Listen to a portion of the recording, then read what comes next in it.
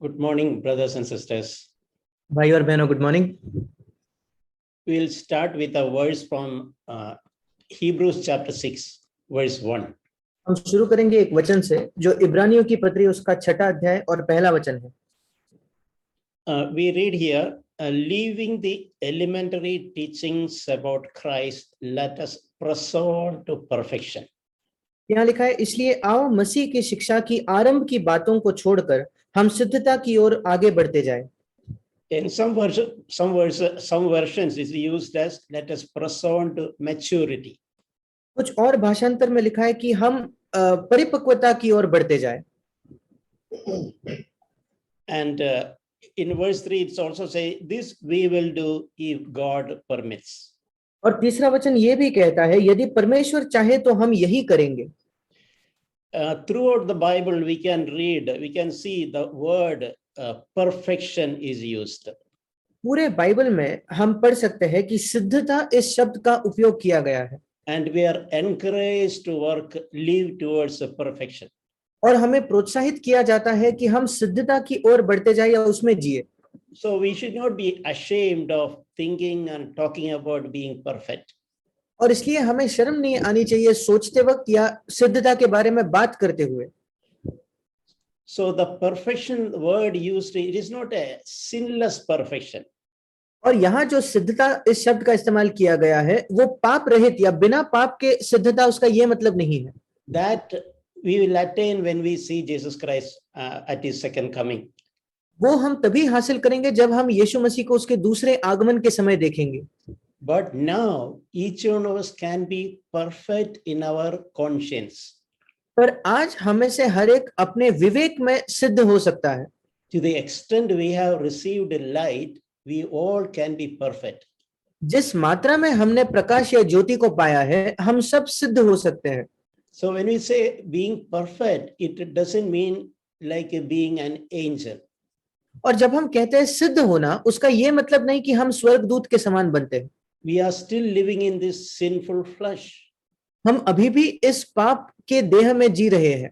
But God has promised us to make us perfect in our conscience. पर परमेश्वर ने हमें ये वायदा किया है कि हमारे विवेक में वो हमें सिद्ध बनाएगा। A very helpful example which helped in my life with the example of an iceberg or ice float in water. और एक उदाहरण जिसने मेरी बहुत ज्यादा सहायता की है वो है एक बर्फ का टुकड़ा जब वो पानी में तैरता है। Even children know that only 1/10 of the mass of ice is visible at the surface. और बच्चे भी इस बात को जानते हैं कि उस बर्फ का गोले का सिर्फ 10वां भाग ही 10% हिस्सा ही पानी के ऊपर तैरता है। And 9/10 is hidden below the water surface. और 90% जो हिस्सा होता है वो पानी के सतह के नीचे छिपा हुआ होता है। So if we can compare with our conscience, that visible portion or what is revealed to us, what you understand or what the Holy Spirit has given light, we have responsibility in that area.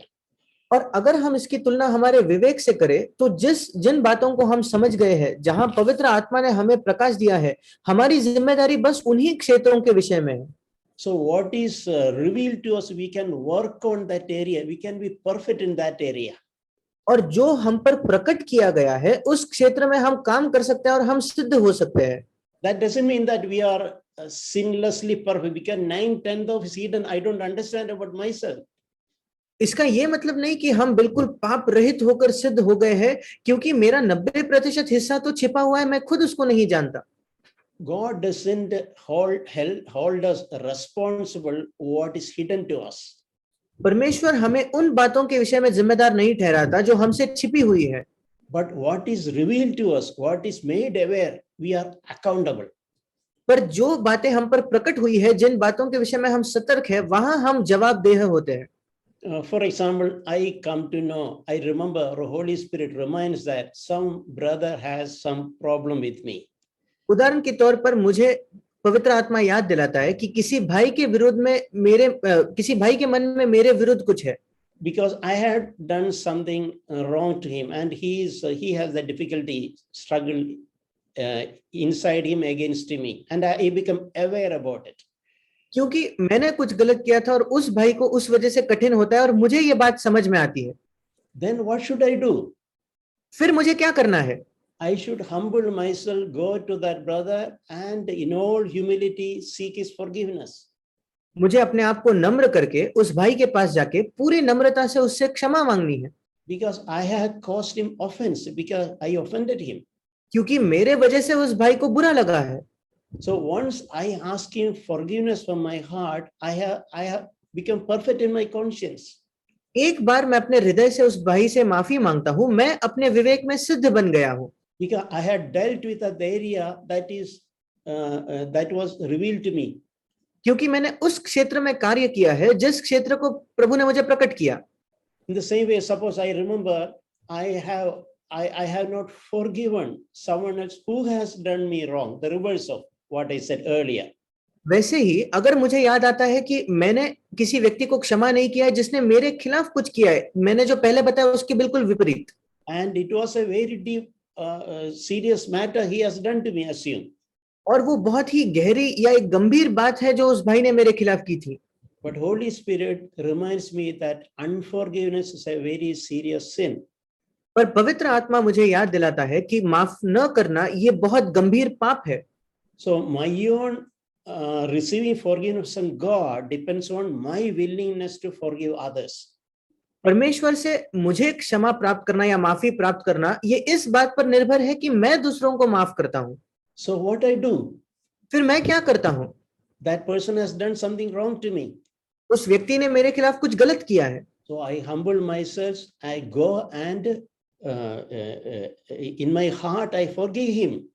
मैं अपने आप को नम्र करता हूँ और मेरे हृदय में मैं उसको माफ करता हूँ। So that is how I deal with that area which was revealed to me. जो क्षेत्र मुझ पर प्रकट किया गया उससे मैं इस प्रकार बर्ताव करता हूँ। When there is unforgiveness inside me, my conscience is defiled. जब मैं लोगों को माफ नहीं करता तब मेरा विवेक भ्रष्ट हो जाता है। But when I choose to forgive that person who has offended me or done wrong to me, I have done what is right, and my conscience become perfect again. पर जब मैं चुनाव करता हूं उस व्यक्ति को क्षमा करने का, तो जो सही है मैंने वो करने का चुना है और मेरा विवेक फिर शुद्ध हो जाता है। So we all can progress like that towards perfection. और इसी प्रकार हम सब सिद्धता के प्रति बढ़ सकते हैं या उन्नति कर सकते हैं। So as it happens in the iceberg, when you chop off the area or that mass of ice which is in surface, some more will come from the hidden area. और जैसे हम उस बर्फ के पहाड़ या बर्फ के गोले के ऊपर के हिस्से को काट देते हैं, तो जो पानी के सतह के नीचे है थोड़ा और हिस्सा ऊपर आ जाता है।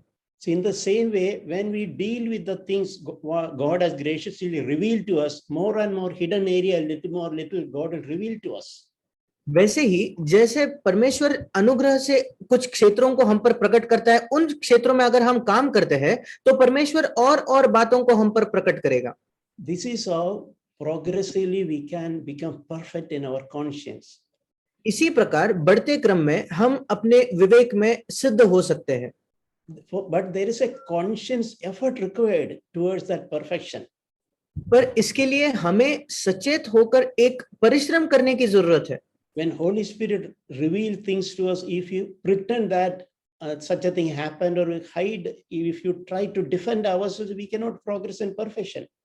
जब पवित्र आत्मा हम पर कोई बातें प्रकट करता है और हम छिपने की कोशिश करते हैं या हम अपने आप को सही साबित करने की कोशिश करते हैं, फिर हम सिद्धता की ओर नहीं बढ़ सकते। So we cannot leave the elementary things about Christ. Things like just remain in we being happy when we remember that God has forgiven our sins.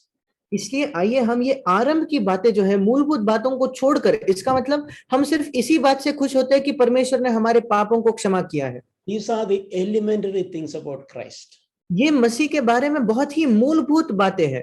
Or we have taken water baptism. या हमने पानी का बपतिस्मा लिया है। Or we have received the baptism in the Holy Spirit. या हमने पवित्र आत्मा के बपतिस्मा को प्राप्त किया है। But these are elementary things. पर ये सारी प्राथमिक बातें हैं। But we have to be diligent to press on to perfection. पर हमें बहुत ध्यान देना है कि हम सिद्धता की ओर बढ़ते जाएं। So when we do that, our life will be a life of excitement. और जब हम ये करेंगे तो हमारा जीवन एक उत्साहपूर्ण जीवन होगा। Christian life is actually a life of excitement. मसीही जीवन ये वास्तविकता में एक उत्साही जीवन है, Because when we deal with the areas God has revealed to us, when we work in that area, we become perfect and perfect. क्योंकि जब हम उन क्षेत्रों में काम करते हैं जो परमेश्वर हम पर प्रकट करता है, तो हम सिद्ध और सिद्ध बनते जाते हैं। We read in 2 Peter chapter 2, chapter 1. दूसरा पत्रस उसके पहले अध्याय में हम पढ़ते हैं, Verse 3, we read, His divine power has granted to us everything pertaining to life and godliness. उसके तीसरे वचन में, क्योंकि उसकी ईश्वरीय सामर्थ ने सब कुछ जो जीवन और भक्ति से संबंध रखता है हमें उसकी पहचान के द्वारा दिया है। It's a wonderful thing. God's power has granted us everything that is required for life and godliness. ये अद्भुत बात है कि परमेश्वर के सामर्थ ने हमें वो सारी बातें दी हैं जो जीवन और भक्ति के संबंध में है। And we read also in the next verse that God has granted to us His precious and magnificent promises. और अगले वचन में हम पढ़ते हैं कि परमेश्वर ने हमें उसके बहुमूल्य और बहुत ही बड़ी प्रतिज्ञाएं दी है। See, God has taken that initiative and to offer us that precious and magnificent promises. परमेश्वर ने ये पहल की है, पहला कदम उठाया है उन बहुमूल्य और बहुत ही बड़ी प्रतिज्ञाएं हमें देने के लिए। And with these promises, we can become partakers of divine nature. और इन प्रतिज्ञाओं के साथ हम ईश्वरीय स्वभाव के समभागी हो सकते हैं। So what a wonderful, unspeakably wonderful thing it is. और ये कितनी ही अद्भुत, अवर्णनीय रीति से अद्भुत बात है। God Himself taking the initiative and working us and doing that work, making us partakers of His own nature. परमेश्वर खुद पहल कर वो खुद ये कार्य करता है कि हम उसी के स्वभाव के समभागी बन जाए। So God is not, God is delighted when we become partakers of His own nature. और परमेश्वर बहुत ज्यादा आनंदित होता है जब हम उसके स्वभाव के समभागी बन जाते हैं। We know this wonderful promise in 1 John chapter 3 verse 2. हम इस अद्भुत प्रतिज्ञा को जानते हैं, पहला यूहन्ना उसका रेफरेंस 1 John chapter 3 verse 2. पहला यूहन्ना तीसरा अध्याय दूसरा वचन। We know that when Jesus appears, we will be like Him. हम जानते हैं जब यीशु मसीह प्रकट होगा तो हम उसके समान होंगे। Because we will see Him just as He is. क्योंकि उसको वैसा ही देखेंगे जैसा वो है। This is a wonderful thing. This absolute perfection will happen when Jesus comes again. ये पूर्ण रूप से जो सिद्धता है ये तब होगा जब यीशु मसीह वापस आएगा। Because it says that when He appears again, we will be like Him. क्योंकि यहाँ लिखा है जब वो फिर प्रकट होगा तो हम उसके समान होंगे। Think about, dear brothers and sisters. सोचकर देखिए इसके बारे में मेरे भाई और बहनों। When one day when Jesus appear again, एक दिन जब यीशु मसीह फिर प्रकट होगा, that promise remains that we will be, each one of us can be like Jesus Himself. ये वायदा है कि हम में से हर एक खुद यीशु मसीह के समान होंगे। A perfection in every sense. हर पहलू में सिद्धता। But that will happen only when He appears. पर ये सिर्फ तब ही होगा जब वो वापस आएगा। But each one of us who has this hope fixed on us, we will purify ourselves as He is pure. पर तीसरा वचन, जो कोई उस पर ये आशा रखता है वो अपने आप को वैसा ही पवित्र करेगा जैसा वो पवित्र है। Meaning that if we really know that if our eagerness, our delight, our joy is that when Jesus comes, I will be like Him. इसका मतलब अगर हम सचमुच इस पर विश्वास रखते हैं, हमारा आनंद और हमारी अपेक्षा यही है कि जब यीशु आएगा मैं उसके समान बनूंगा। And I cherish that thought. और मैं इसी विचार को अपने मन में रखता हूँ। One day I have temptation in this world, but one day I am going to be exactly like Jesus. आज तो मैं इस संसार के द्वारा प्रलोभित किया जाता हूँ, पर एक दिन मैं बिल्कुल यीशु के समान बनने वाला हूँ। My hope and my desire is to be like Jesus. मेरी आशा और मेरी इच्छा यह है कि मैं यीशु के जैसा बनूं। That will happen when He appears. वो तब होगा जब यीशु वापस आएगा। But if I genuinely have that hope in me, I will continue to work purify myself as He is pure. पर अगर वास्तविकता से ये मेरे अंदर आशा है तो मैं अपने अंदर ये काम करूंगा कि मैं अपने आप को पवित्र करूं जैसा वो पवित्र है।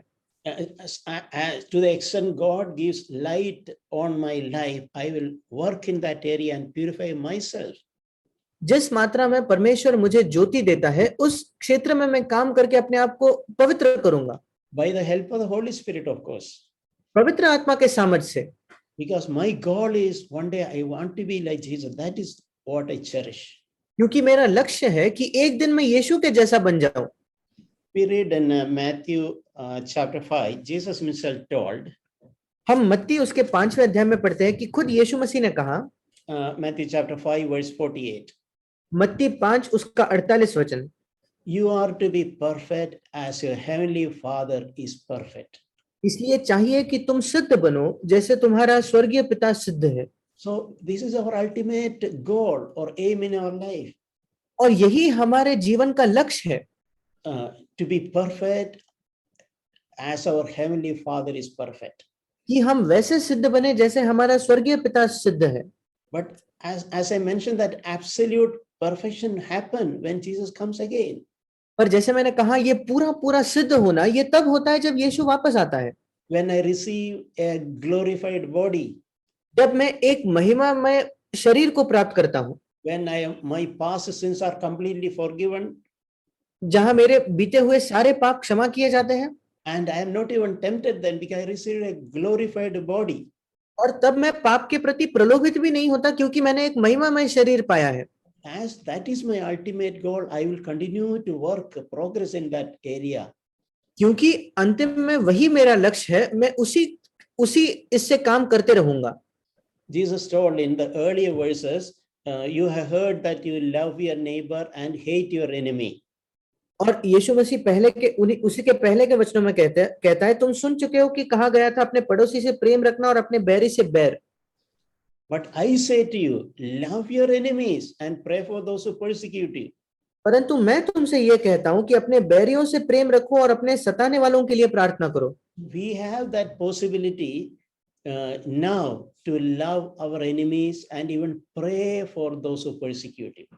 और आज हमारे पास ये संभावना है कि हम अपने बैरियों से प्रेम कर सकते हैं और सताने वालों के लिए प्रार्थना कर सकते हैं। When we hear this always in our ears that what we should do, we should love your neighbor but you should hate your enemy. हम बार-बार अपने कानों में सुनते तो यही है कि हमें अपने पड़ोसी से प्रेम रखना है और अपने बैरी से बैर रखना है। That is what our carnal nature will encourage us. यही हमारा जो शारीरिक स्वभाव है हमें प्रोत्साहित करेगा। Just being externally good, just to visibly good to your neighbor. सिर्फ बाहरी तौर पर अच्छा होना ताकि लोगों को दिखे कि हम अच्छे हैं। But at the same inside preserving hatredness toward your enemy. पर उसी समय अंदर अपने शत्रु के प्रति बैर रखना। And Jesus told the Father causes his son to rise on evil and the good. और यीशु मसीह ने कहा कि पिता जो है वो भले और बुरे दोनों पर अपना सूर्य उदय करता है। He sends rain to the righteous and the unrighteous. वो धर्मी और अधर्मी दोनों पर मेह बरसाता है। You know this principle, when the sunlight comes or the rain comes, it doesn't, God doesn't differentiate between his children and unbelievers or atheists. और हम इस सिद्धांत को जानते हैं, जब धूप आती है, जब बारिश आती है, तो परमेश्वर कोई भेदभाव नहीं करता उसके बच्चों में और गैर मसीहों में या नास्तिक लोगों में। God is good to all. परमेश्वर सब लोगों के लिए भला है। He gives good things to everybody. वो अच्छी वस्तुएं सब लोगों को देता है। And if you love those who love you, what reward do you have? Do not even the tax collectors do the same? यदि तुम अपने प्रेम रखने वालों ही से प्रेम रखो तो तुम्हारे लिए क्या फल होगा? क्या महसूल लेने वाले भी ऐसा नहीं करते? So our love should not be in a small circle of our own. और हमारा प्रेम जो है हमारे ही एक छोटे से गोले में नहीं होना चाहिए। Now when I think about this verse, person, profession, always one verse comes to my mind. जब मैं इस वचन के विषय में सोचता हूँ कि हमें सिद्धता की ओर बढ़ते जाना है, हमेशा मुझे एक और वचन याद आता है। That is Romans 15 verse 1. वो है रोमियो उसका 15 और पहला वचन। It is that we who are strong ought to bear the weaknesses of those who are without strength.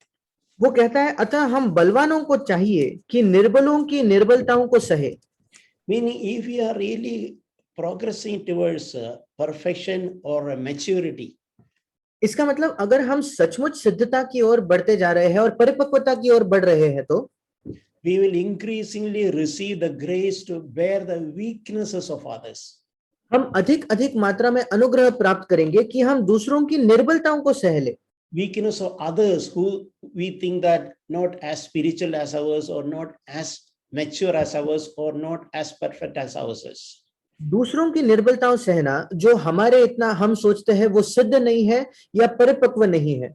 If we are really strong in the Lord, this should be our mark. We receive grace to bear the weaknesses of others.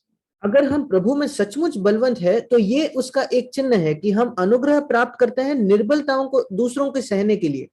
We read in Philippians chapter 2, हम फिलिपियों उसके दूसरे अध्याय में पढ़ते हैं verse 3. का तीसरा वचन, Do nothing from selfishness or empty conceit.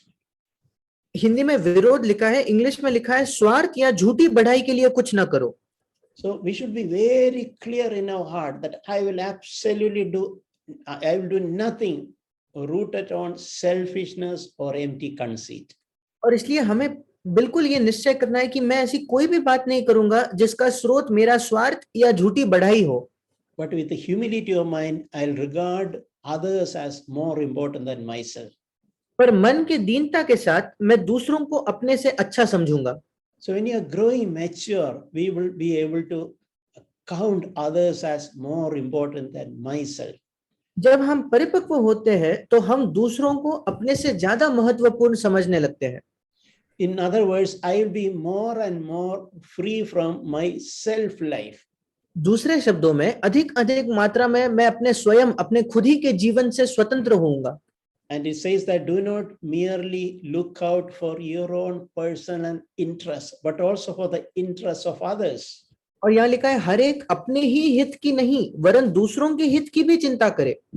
So when I grow in profession or when I grow in maturity, I will receive the ability to think about others. जब मैं सिद्धता में बढ़ता हूँ, परिपक्वता में बढ़ता हूँ, तब मैं ये क्षमता पाऊंगा कि मैं दूसरों के विषय में भी सोचता हूँ। I'll be less and less focused on my own personal interest. मैं कम और कम मात्रा में अपने ही व्यक्तिगत हित के विषय में सोचूंगा। It's good to take a moment and think about our own thought life, our own life. Are everything circled around my own personal interest? ये अच्छा है कि हम समय निकालकर सोचे, अपने जीवन को जांचे, अपने विचारों को जांचे, क्या सारी बातें मेरे ही इर्द गिर्द घूमती है। And no interest to accommodate others. और दूसरों को भी मैं उसमें शामिल करूं, ऐसी मेरी कोई इच्छा नहीं। But one of the fundamental condition for discipleship is that deny ourselves. पर शिष्य होने की एक मूलभूत शर्त ये है कि हम स्वयं का इनकार करें। I learned this lesson in my own life.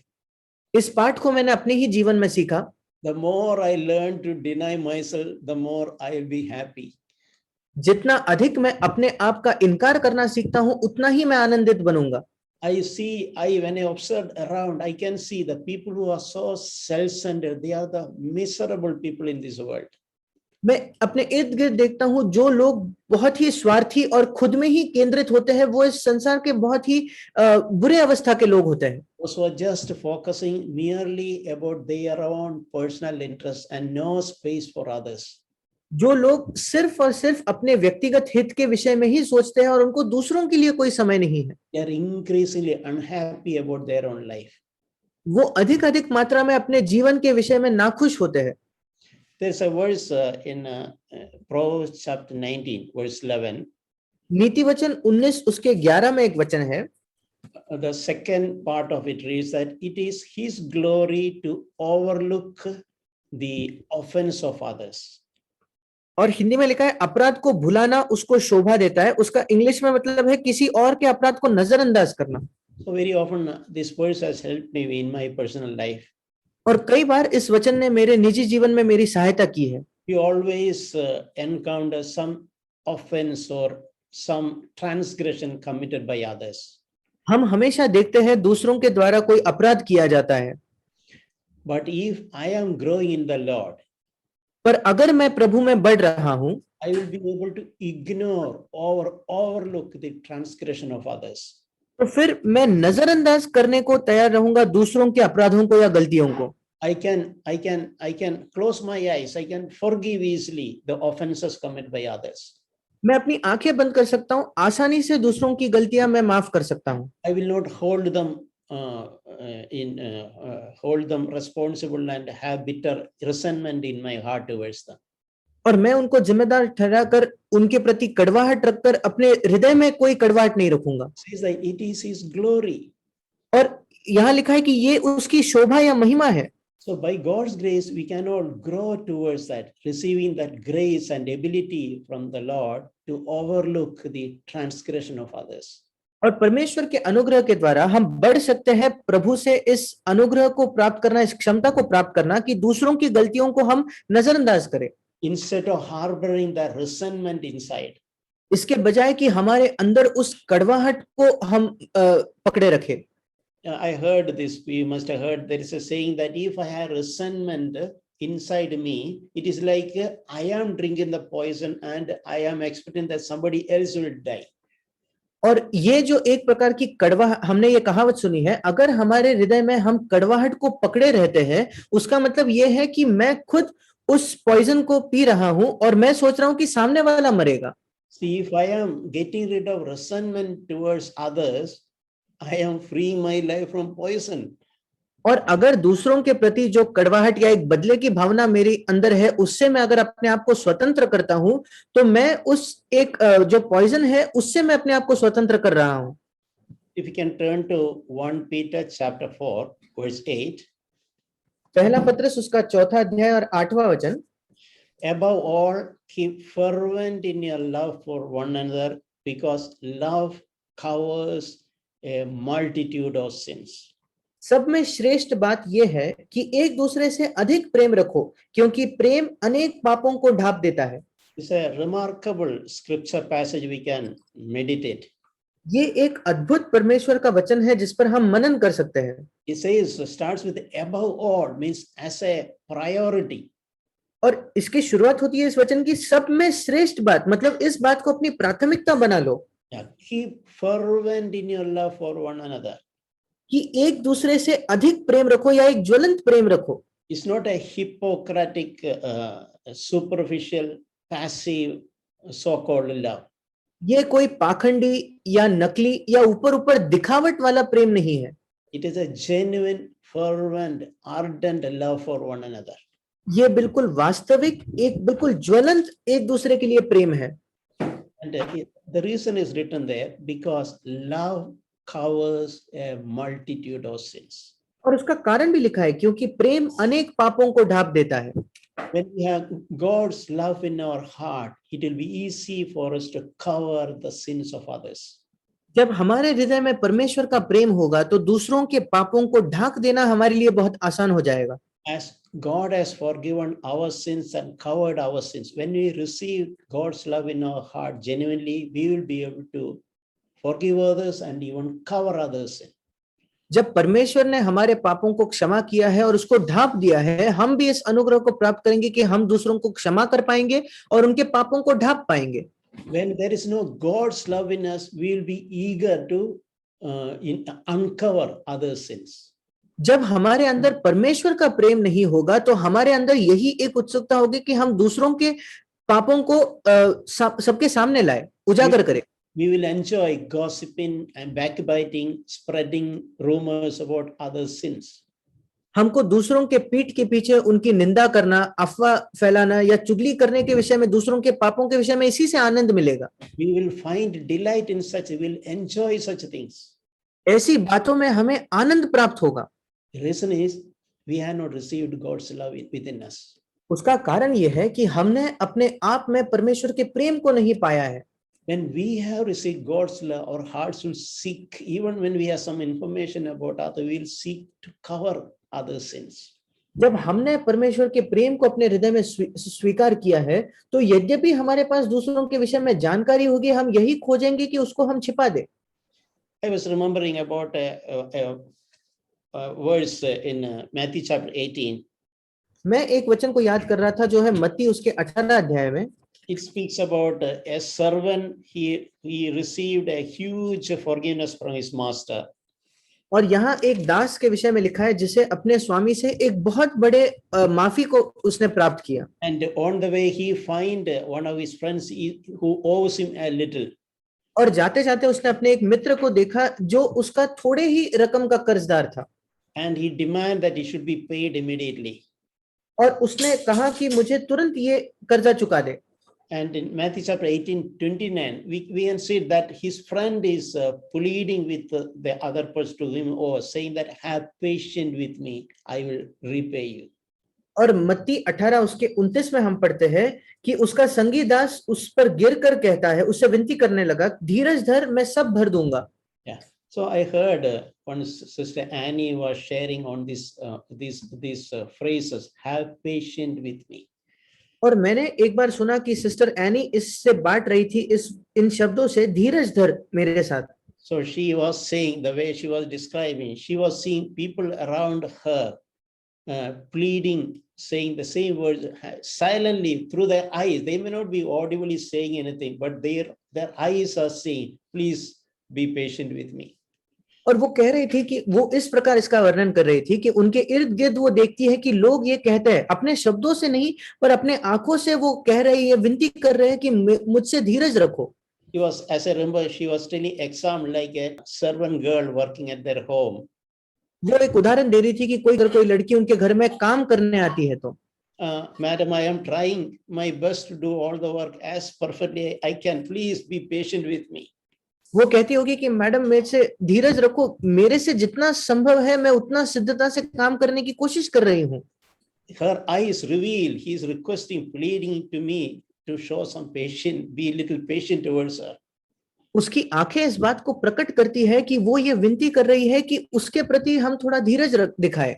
And I said, no, she was saying her mother-in-law, who was very aged at that time. और मुझे याद है वो कह रही थी उनकी जो सास है जो तभी बहुत उम्र दराज हो चुकी थी। That mother-in-law was, her eyes reveal that she is silently saying, daughter, I am trying my best. I am aged. My joints are aching. I am trying my best to be as I can. और वो कह रही थी कि उनके सासों के उसकी सास जो है उनकी आंखों से ये बात दिखती है कि वो कहती है कि मेरी बेटी, मैं कोशिश कर रही हूँ, मेरे उम्र की वजह से ये सारे मेरे हाथ पैर दुखते हैं, मेरे साथ धीरज रखो। So it is as if she is pleading, be a little patient towards me, trying as best I can. मानो वो विनती कर रही है कि मेरे साथ थोड़ा और धीरज रखो, जितना मुझसे संभव है मैं कर रही हूँ। And it is also their children saying, Mommy, we are trying to be the best as we can, but be a little patient toward me. और हम देख सकते हैं कि कैसे बच्चे जो होते हैं माता पिता से ये कहने की कोशिश करते हैं कि मेरे साथ भी आप धीरज धरो। So that day what she said, it really touched my heart. There are people around us who is pleading for patience. और ये बात ने मुझे बहुत ही स्पर्श किया क्योंकि हमारे आसपास ऐसे बहुत सारे लोग हैं जो हमसे विनती करके कहते हैं कि मेरे साथ तुम धीरज धरो। So as God has so patient towards us, we can be increasingly patient towards others also. और जैसे परमेश्वर हमारे प्रति इतना धीरज धरता है, वैसे ही हम औरों के प्रति वैसा धीरज धर सकते हैं। Again, we can be patient towards others when we have received the love of God in our heart. और औरों के प्रति हम तभी धीरज को रख सकते जब हमारे हृदय में हमने परमेश्वर का प्रेम ग्रहण किया होगा। We read in 1 Corinthians chapter 13. पहला कुरिन्थियों उसका 13 अध्याय में हम पढ़ते हैं verses 4 onwards. वचन 4 से आगे। Love is primarily patient. Love is patient. प्रेम जो प्राथमिक रीति से जो धीरजवंत है वहां लिखा है। And love is kind and not jealous. और प्रेम जो है कृपालु है, वो प्रेम टा नहीं करता। And love does not brag or not arrogant.